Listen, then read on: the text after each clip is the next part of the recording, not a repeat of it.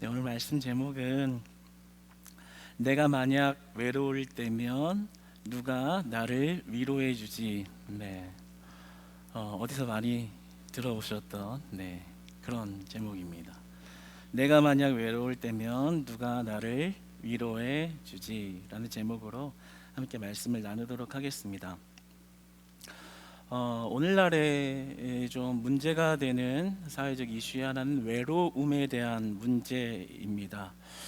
우리가 누군가가 외로워하면 또는 은둔형 외톨이라던가 어떤 외로움을 극복하지 못하는 사람을 보면 그것을 개인적인 의지가 좀 약한 사람이라고 여기거나 좀 가벼운 일을 이렇게 이겨낼 힘이 부족한 사람처럼 좀 치부하는 그런 경향이 좀 있습니다. 그런데 이제 오늘날에는 여러 가지 문제로 이 외로움을 좀 이렇게 가볍게만 여길 문제는 아닙니다. 서울시립대 도시사회학과 교수인 박효민은 이에 관하여 이렇게 이야기했습니다. 은둔형 외톨이 기사에 달리는 댓글을 보면 그런 것도 못 이겨내냐 등의 반응이 많다. 외로움을 개인적 감정으로 여기는 단적인 사례라며 외로움은 개인의 성향과 함께 주거, 재정, 건강 등이 결합해 발생하는 만큼 사회가 풀어가야 하는 문제다라고 이렇게 말했습니다. 그러니까 우리가 좀 이렇게 외로워하는 사람을 보면 그냥 단순한 지나가는 문제인데 그냥 잘 극복할 수 있는 것인데 좀 마음이 약한 거 아니냐 이렇게 좀 생각하는 경향이 다소 있다라는 거죠.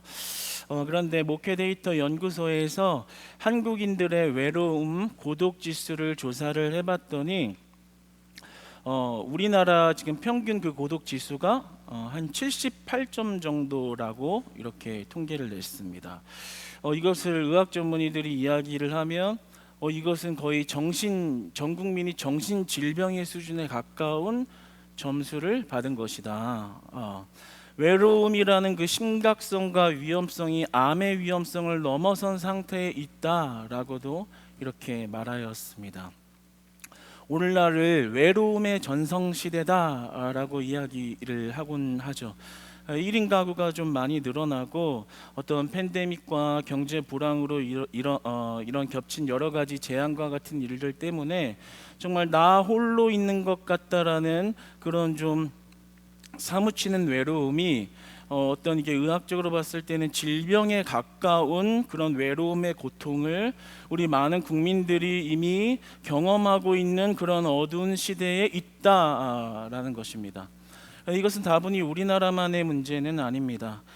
PMI의 조사에 따르면 UCLA의 외로움 종합지수를 기준으로 이렇게 통계를 내었는데 각 나라에서도 이러한 여러 국가에서도 이런 외로움에 대한 지수가 굉장히 높게 나타나는 것을 이렇게 확인할 수 있었습니다. 그러니까 지금 오늘날의 외로움의 문제가 단순히 우리가 이렇게 가볍게 치부하면서 그냥 지나가는 감기와 같은 것인데 왜 그것을 못 이겨내나라고 치부하기에는 좀 그 수치가 굉장히 중증을 향하여 가고 있다라는 것이죠. 오늘 욥이 이제 친구들의 이 말에도 대답을 하는 19장이 이제 대답을 쭉 욥이 하는 것입니다.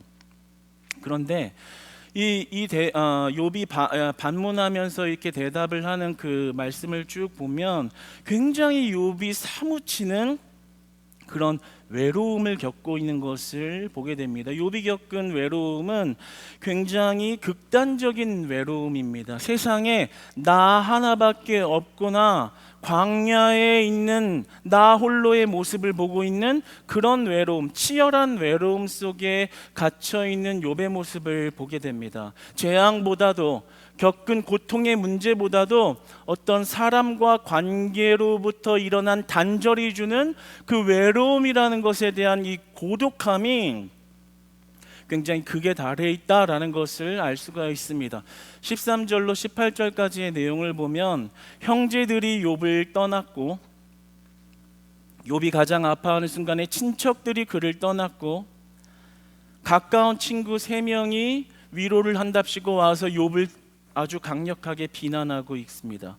또 더불어서 가문의 종들, 여종과 남종들이, 그의 하인들이 수근수근거리는 겁니다.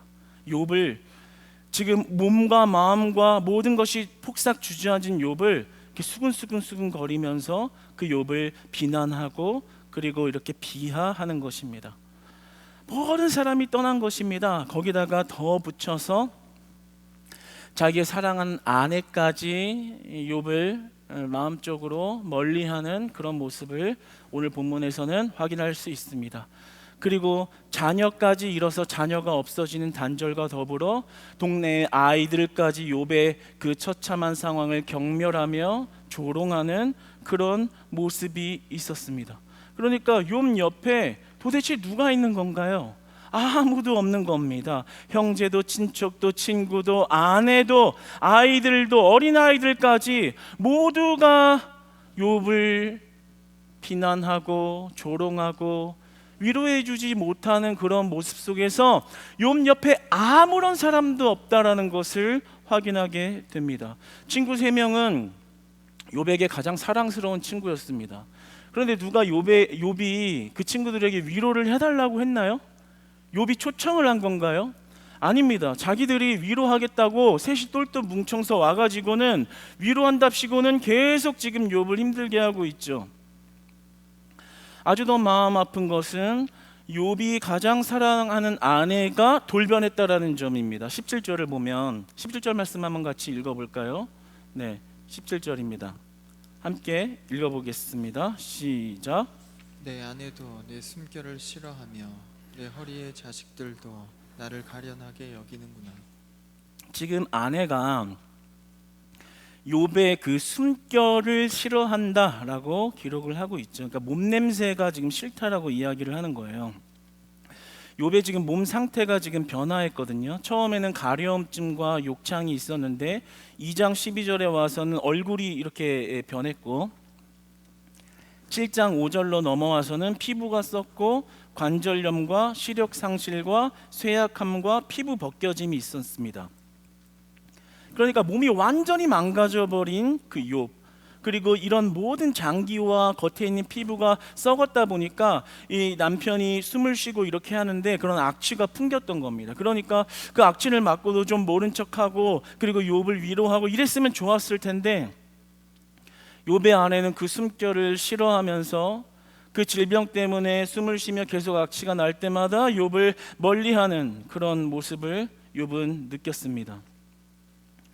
좋은 위로자가 되었으면 참 좋았을 텐데 아내도 떠나 친구들도 비난해 주변 모든 사람을 떠나 욥은 어떤 사람과의 관계에 있어서의 단절에 극단적인 외로움에 치달아 있던 것입니다. 오죽하면 21절에 친구들아 나를 좀 불쌍히 여겨다오 불쌍히 여겨다오 2번이나 간절하게 애원합니다. 사실은 친구들이 이렇게 공격해오면서 욥도 반문을 하잖아요. 니네가 틀렸다, 니네가 맞지 않다, 이렇게 반문을 하다가 사람이라면 좀 질려서 그 친구들을 욕하고 그냥 가라, 무슨 위로냐, 위로 안 되니까 그냥 내 눈에서 사라져주는 게 위로일 것 같다, 이렇게 이야기할 수 있을 텐데 오히려 그렇게 공격해오는 친구들한테 애원하는 거예요. 얘들아, 여러분, 친구들 나를 좀 불쌍히 여겨주세요. 불쌍히 여겨주세요. 2번이나 강조하면서 이렇게 자신의 외로움을 좀 이렇게 해결해 달라고 친구들의 옷가락을 붙잡는 그런 간절한 모습을 보게 됩니다.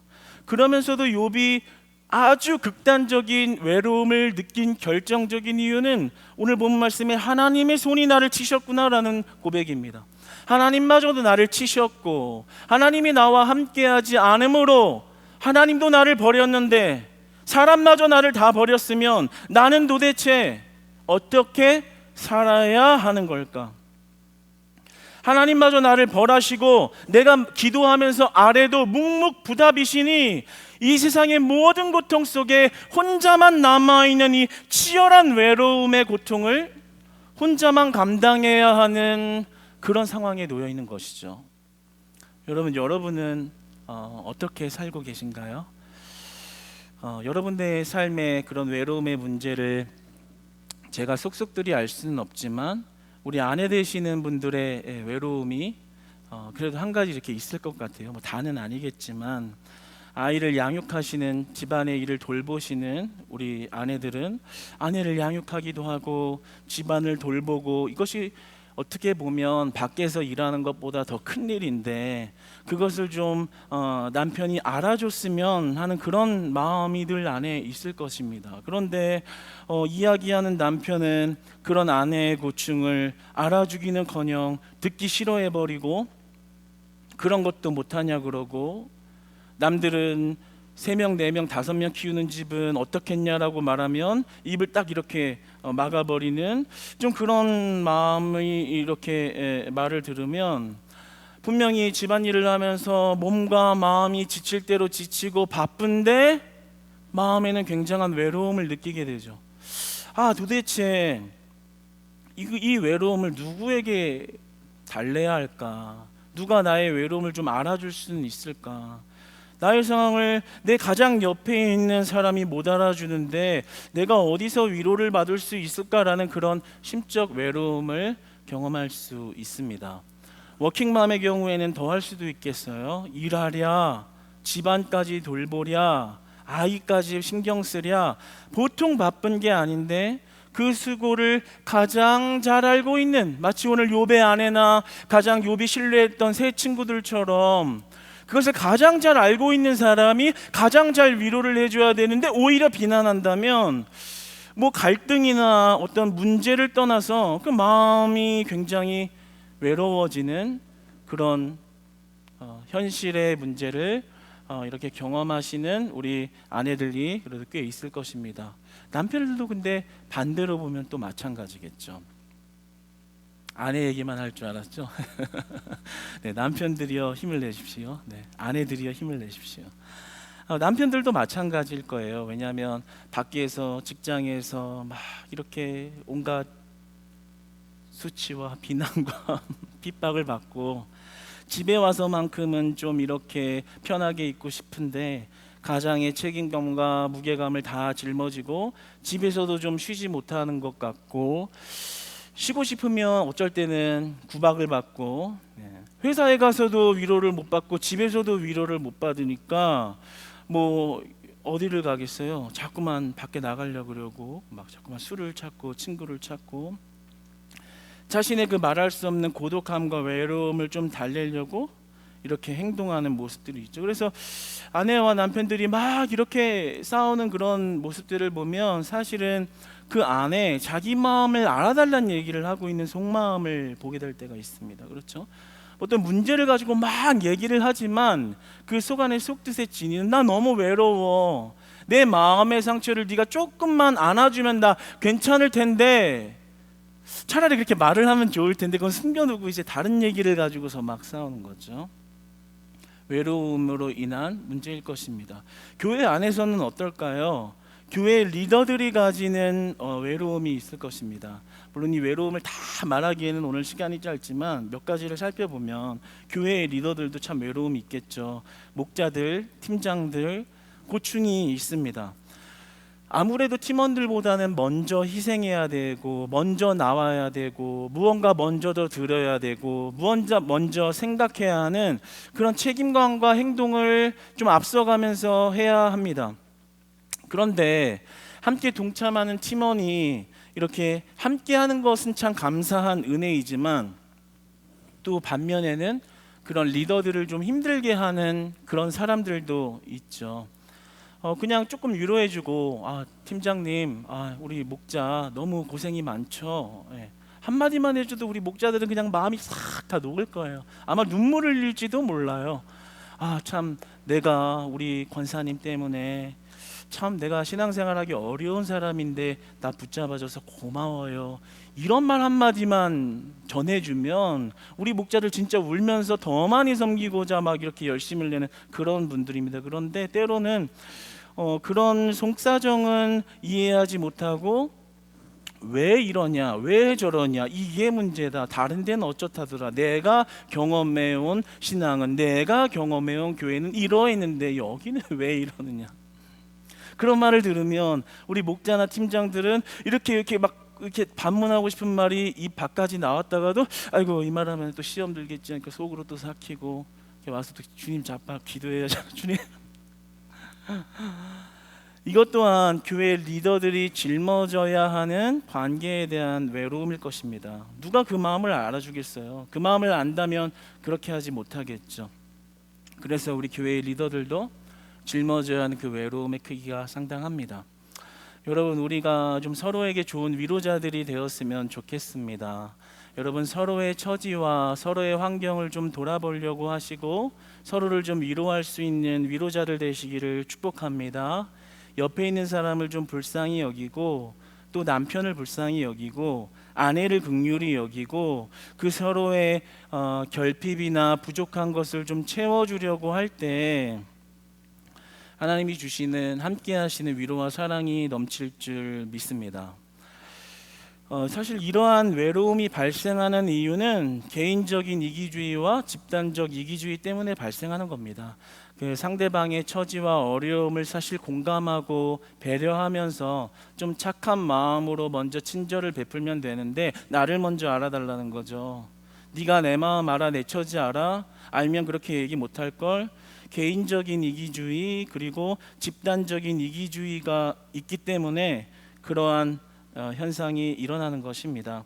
그런데 이러한 것을 다소 해결할 수 있다고 하더라도 다소 이기주의적인 문제가 다소 해결되어진다 하더라도 오늘 성경에서 말씀하는 것은 결국 인간들에게 사람에게 위로를 받는 데는 한계가 있다라는 것을 극명하게 보여주는 것입니다. 욥을 공격하는 세 친구는 욥의 가장 사랑스러운 지지자들이었습니다. 욥과 신앙을 교제하고 그를 격려하는 가장 사랑스러운 가까운 친구들이었습니다. 욥의 아내는 욥이 다치기 전까지는 가족들을 돌보고 사랑하는데 전념하는 신실하고 좋은 아내였습니다. 그러니까 가장 사랑스럽고 가장 가까운 사람이 가장 마음을 아프게 하는 사람이 될 수 있다는 것은 결국 오늘 성경 본문이 인간에게 위로를 받는 데에는 꽤 한계점이 있다는 것을 극명하게 밝혀 우리에게 전달해주고 있는 것입니다. 그렇다면 질문 한 가지가 듭니다. 우리는 욥과 같은 또는 그보다는 좀 못하더라도 이러한 처절한 외로움이 찾아왔을 때 우리는 어디에서 이 외로움의 탈출구를 찾을 수 있을까? 혹시 이 말씀을 같이 받고 있는 여러분 중에 욥과 같은 외로움을 경험한 분이 계신가요? 세상에 나 혼자밖에 없는 것 같은 치열한 외로움 속에 싸우고 계신 분이 계십니까? 아니면 그보다는 좀 덜하지만 참 삶이라는 것이 분명히 가정도 있고 자녀도 있는데 왜 이렇게 내 마음 한구석은 늘 외롭고 공허할까?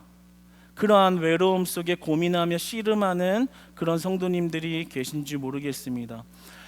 마찬가지로 욥이 치달은 이런 치열한 외로움에서 우리는 어디로부터 이 외로움의 탈출구를 찾을 수 있을까요? 여러분, 오늘 우리 제목으로 돌아가서 우리 다 아는 제목 한번 우리 제목 한번 띄워줘 보실래요? 우리 제목 한번 같이 읽어봅시다. 시작.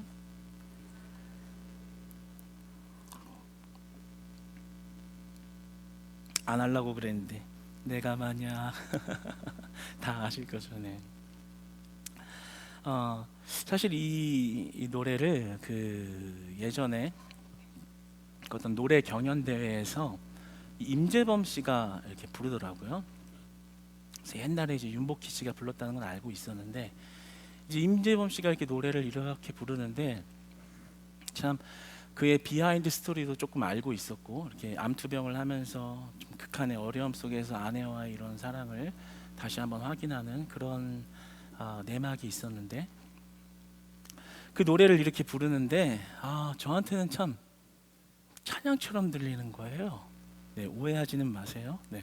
그래서 제가 이 노래를 보면서 저 가사를 하나님과 나의 관계로 대입하면 참 큰 위로가 되는 찬양이다 이렇게 혼자 했는데 옆에 아내가 이런 말 하면 시험 들까 봐 혼자서 중얼거렸어요. 참 주님 감동이 됩니다. 그렇죠. 우리의 외로움을 하나님만 하십니다. 뭐 이렇게. 네.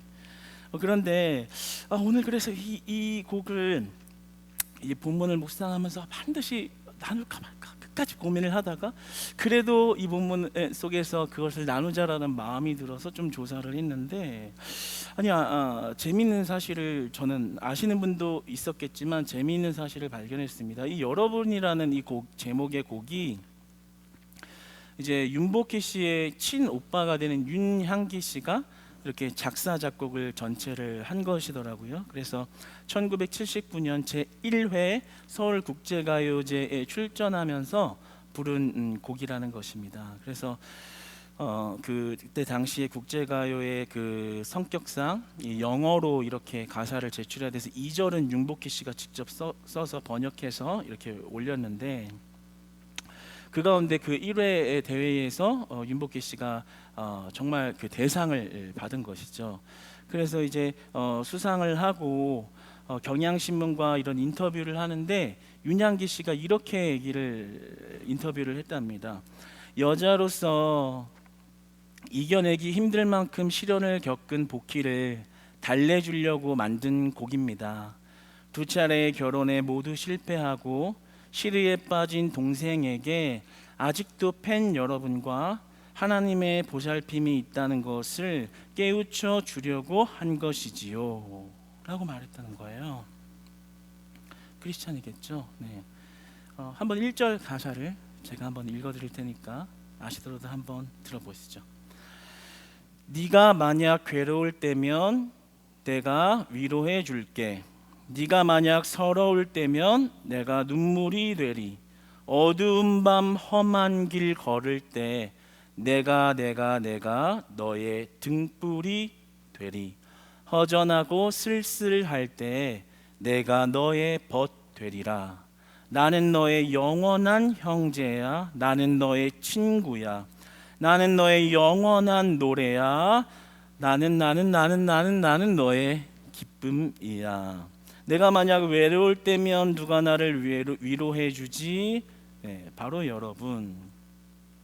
그런데 이 윤복희 씨가 나 있는 그대로라는 그 윤복희 씨의 자서전을 이렇게 적었는데요.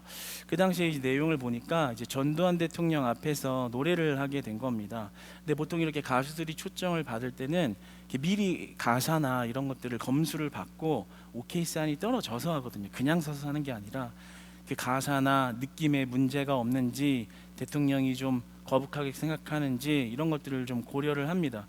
그런데 거기 경호실에 있는 사람이 와서 왜 처음 가사가 네가 거리냐, 대통령 앞에서 감히 네가 할 수 있겠느냐, 가사를 이렇게 침 뱉는 식으로 네가 이렇게 하면 불쾌하니까 가사를 좀 바꿔줘라, 이렇게 요청을 한 겁니다. 그런데 그 말에 윤복희 씨가 이렇게 말했대요.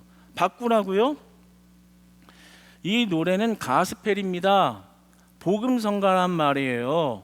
하나님이 우리에게, 하나님 아버지가 나에게 말씀하시는 겁니다. 아세요? 무슨 말씀이신지?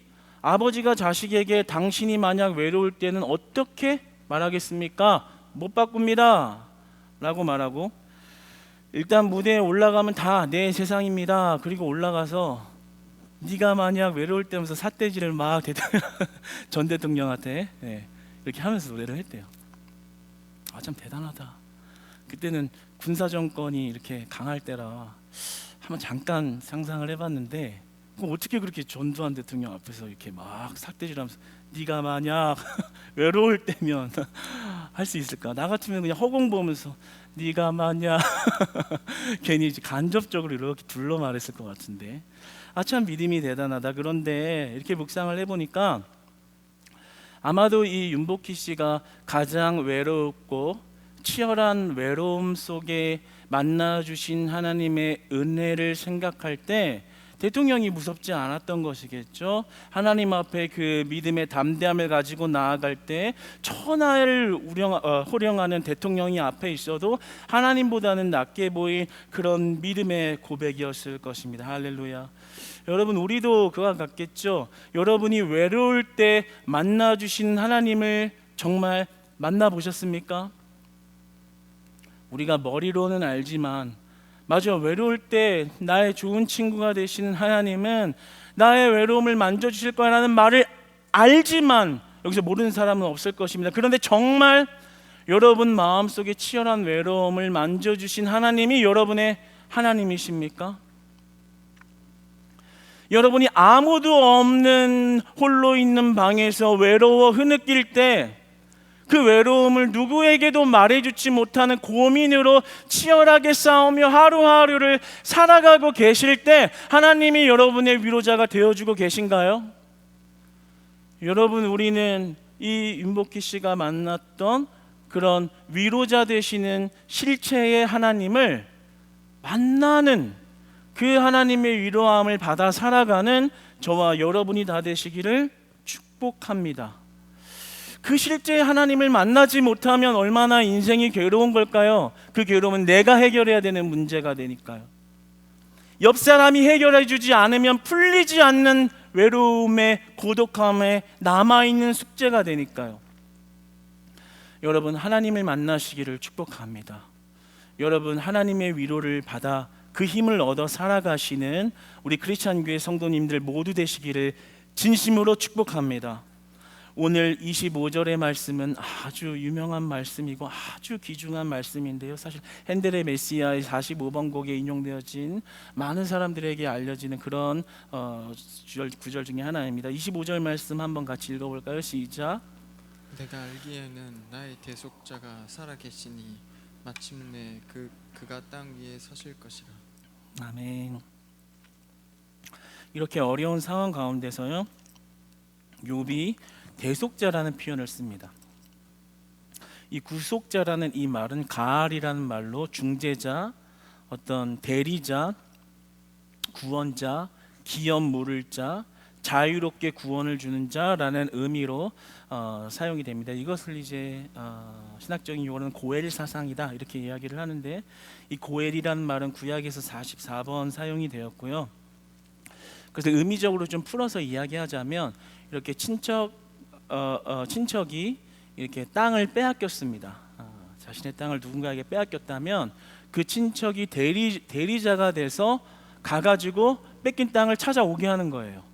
그게 법적으로 허용이 되는, 법정 용어로 사용되어지는 그런 사상을 고엘 사상이다 이렇게 이야기를 합니다. 그러니까 어떤 문제가 발생했을 때 그 문제를 대신 해결해 주는 중간자, 대속자라는 의미를 가지고 있습니다. 그런데 오늘 욥이 이렇게 얘기하죠. 내가 알기에는 나의 대속자가 살아 계시니 마침내 그가 땅 위에 서실 것이라. 하나님의 신실한 존재를 의지하고 신뢰하고 있는 욥의 믿음의 끈을 발견하게 됩니다. 그러니까 하나님께서 이스라엘의 대속자가 되신다라는 점, 나 욥의 대속자가 되신다라는 점, 고통과 내가 겪는 문제를 하나님이 해결해 주실 것이다라고 믿고 있는 믿음을 가지고 있었다라는 것입니다. 로마서 12장 19절은 이렇게 말합니다.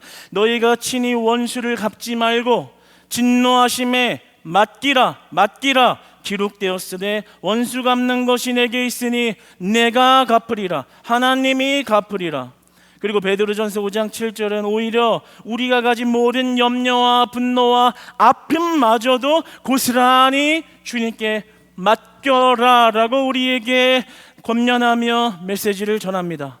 그러니까 우리는 이 땅에서 잠깐 인간이 줄 수 있는 잠깐의 위로를 받으며 살아가는 것이 아니라, 필요하지만 그 보다 높은 차원의 구원을 준비하고 그 보다 높은 차원의 구원을 경험하는 삶을 살아야 하는 것입니다.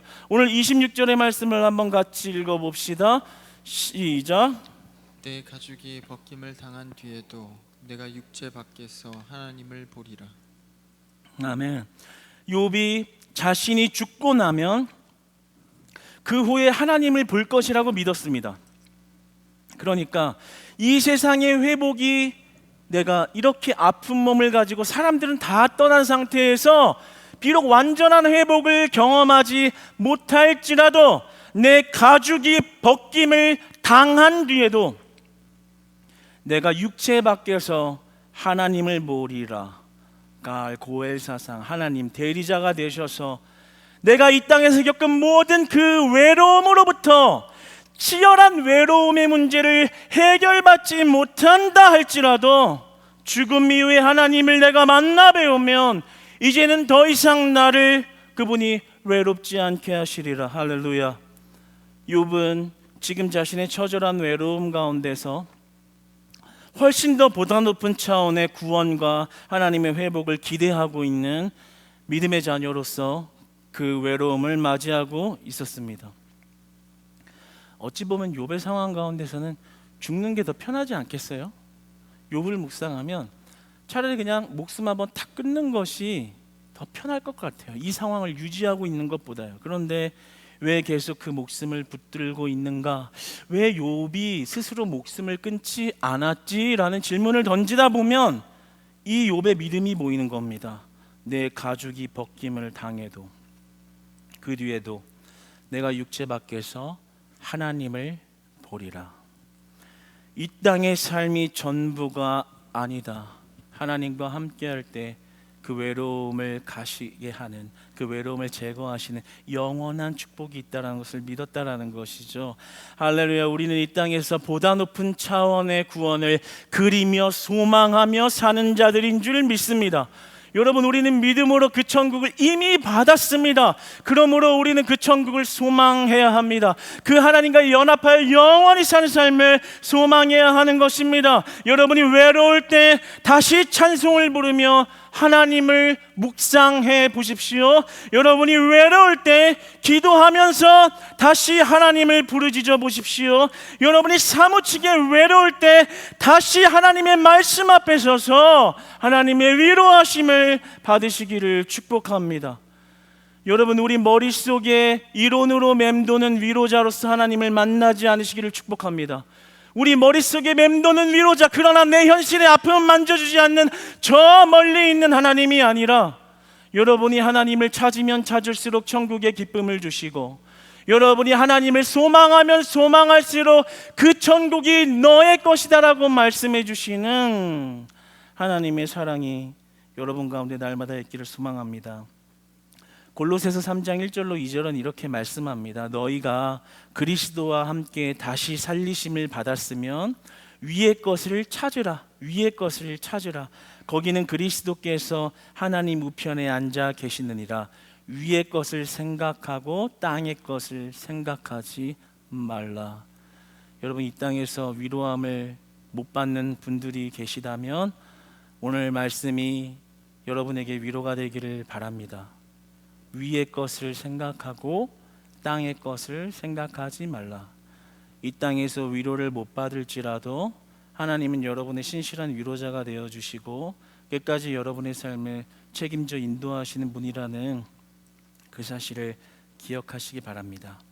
그래서 외로우면 외로울수록 하나님을 찾는 우리는 그 신앙이 우리의 외로움부터 벗어날 수 있는 유일한 탈출구가 된다는 사실을 늘 믿음으로 상기하시고 그 외로움의 때에 기억하시며 하나님 앞에 나아가시기를 바랍니다. 여러분, 말씀을 맺겠습니다. 그 윤향기 씨가 지었던 그 찬양이죠. 네, 검색해 보니까 가스펠 성가로 등록이 되어 있더라고요. 그래서 찬양으로, 복음 성가로 그렇게 작곡한 그 2절 가사를 읽어드리면서 말씀을 맺겠습니다. 흐린 날을 걷다 보면 그는 말했지. 내가 너의 지팡이가 되어줄 사람이 될 거라고. 사랑을 나눠줄 누군가가 필요할 때 그는 말했지. 내가 너의 사랑이 될 거라고. 그러니까 웃으면서 나를 봐줘. 그리고 나는 당신에게 무엇을 말할 거야. 모든 사람이 이 길을 지나 믿음을 갖고 키가 커져라. 이제 멈출 수 없어. 이제 시작이다. 이 길이다. 그리고 유일한 방법, 우리는 행진해서 저 높은 곳으로 가야 해요. 그분은 시작이시며 길이요 유일한 길이십니다. 아멘. 사랑하는 여러분, 여러분에게 닥친 외로움 속에서 예수님을 만나 그 천국의 소망이 여러분을 붙드시는 믿음의 삶의 여정이 다 되시기를 주님 안에서 축복합니다. 주님 안에서 사랑하고 축복합니다. 하나님의 위로함을 받으셔서요, 굳세게 일어나 믿음에 달려갈 길을 다 달려가시기 바랍니다. 할렐루야. 기도하겠습니다.